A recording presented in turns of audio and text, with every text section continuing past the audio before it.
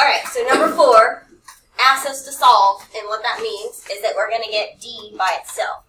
So you can do one of two things. You can divide by -2 first. I don't like to do that for some reason. I just like, because I see this opportunity to distribute, so I'm going to distribute. So a -2 times D gives me a -2D. And a -2 times a -5 gives me a positive 10. I'm going to rewrite this 8D on the left-hand side of the equal sign, and I got equals 20. So I'm looking for like terms on the same side of the equal sign, and I see I have a -2A and a -8A, and those combine to give me a negative, I'm saying A, those are D's. Whatever, the variable. Alright, so 10D plus 10 equals 20. And now I need to move the stuff away from D now, right? So I'm going to subtract this 10 over,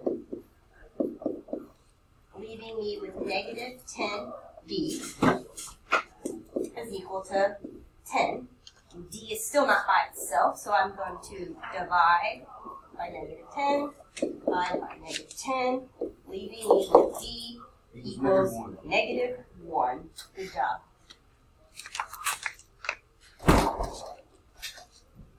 You pause? Yes, please.